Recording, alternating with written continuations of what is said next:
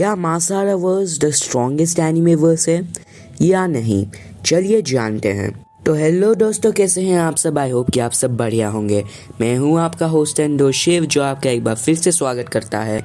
तो दोस्तों, आज का ये वीडियो होने जा रहा है मासारा वर्स, जिसे कुछ लोग डाइस इराए या शिंजो बानशो के नाम से जानते हैं, उसके कॉस्मोलॉजी के ऊपर।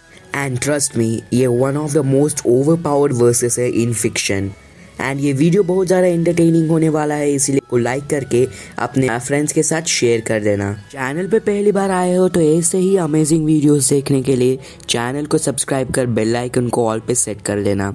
तो चलिए बिना किसी देरी के आज के इस वीडियो को शुरू करते हैं। Let's go.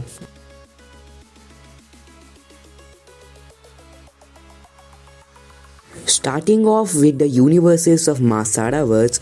So Masara verse के यूनिवर्सेस मल्टी डायमेंशनल है एंड इन्फिनिट है, और मासारा वर्स के ये यूनिवर्सेस आर्कीटाइप्स को भी कंटेन करते हैं। एंड गेस व्हाट, मासारा वर्स के मल्टीवर्स में ऐसे infinite amount of universes exist करते हैं। मासारा वर्स का मल्टीवर्स मैथमेटिकल ऑर्डर से बना है एंड इसमें ट्रांसेंडेंटल मैथमेटिकल कैलकुलेशंस भी एग्जिस्ट करते हैं। द मल्टीवर्स सुपर स्पेस नामक एक स्पेस को कंटेन करता है, जो एक इन्फिनिट डायमेंशनल स्पेस है। मासारा वर्स के मल्टीवर्स में इन्फिनिट कंसेप्ट्स एग्जिस्ट करते हैं, जिसमें हर तरीके के कंसेप्ट्स आते हैं, वेदर सिंपल और कॉम्प्लेक्स।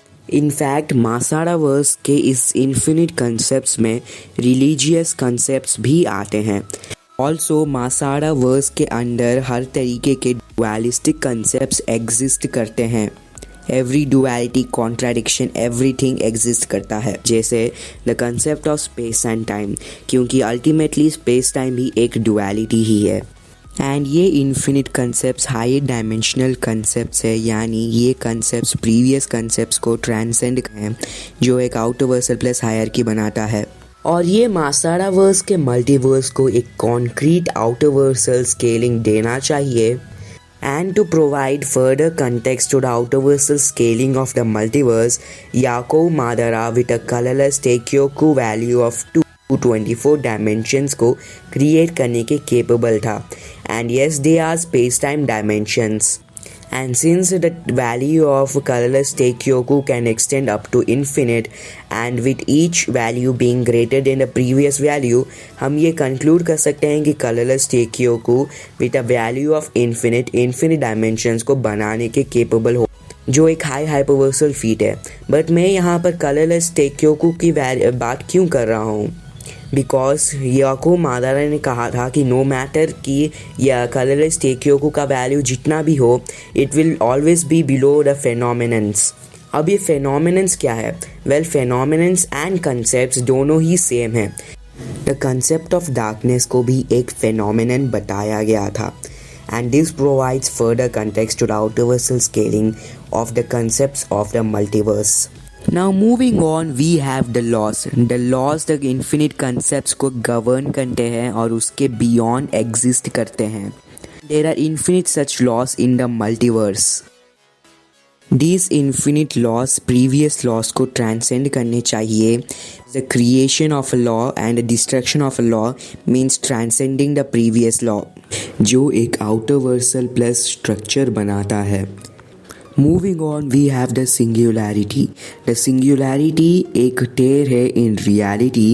The universes में जब the ताइजी या फिर टेक्योकू के बीच क्लैश होता है, एक rivalry of different laws, तब द वर्ल्ड उस पावर को विथस्टैंड नहीं कर पाता।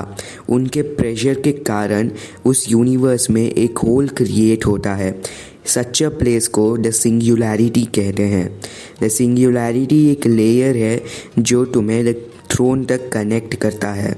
द सिंगुलैरिटी एक एंडलेस फॉल है टूवर्ड्स द थ्रोन, जहाँ डीपर तुम जाते हो इनटू सिंगुलैरिटी, तुम्हारा एग्जिस्टेंस उतना ही मोर डीपर और उतना ही इनकॉम्प्रहेंसिबल बनता जाता है। नाउ द सिंगुलैरिटी में इन्फिनिट होल्स है जो इन्फिनिटी तक जाते हैं और इन्फिनिटली एक्सपैंडिंग है। एंड ये द प्रीवियस होल्स को कम्प्लीटली ट्रांसेंड करते हैं और सभी होल्स का खुद का हायरार्कीज है with infinite ladders.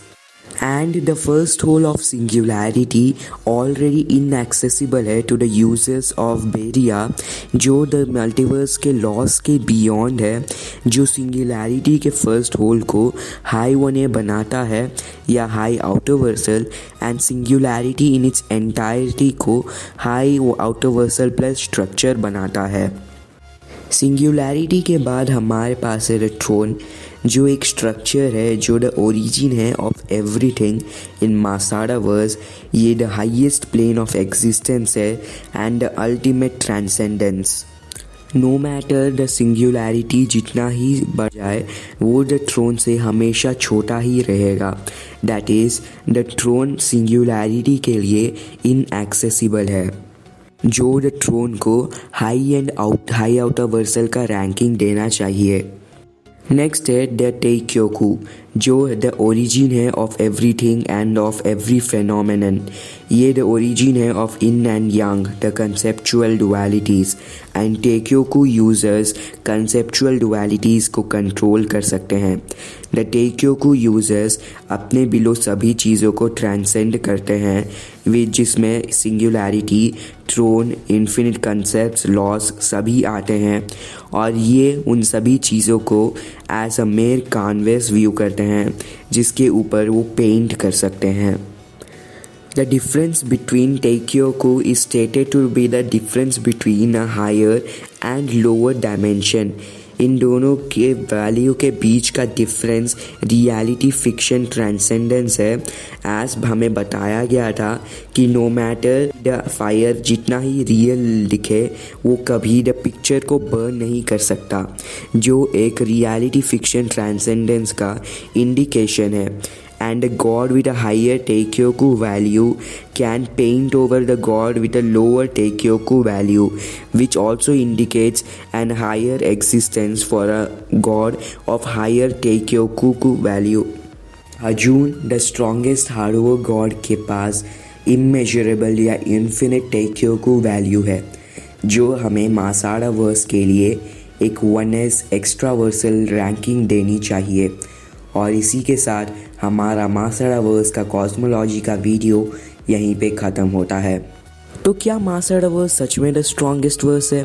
Well no, because in my opinion there are at least 2 anime verses more stronger than the Masada verse.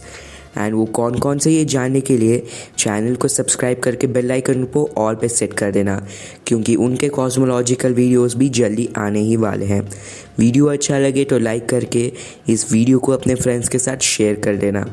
तो मैं मिलता हूँ आपसे मेरी दूसरे वीडियो में। Still then stay tuned, stay off and farewell.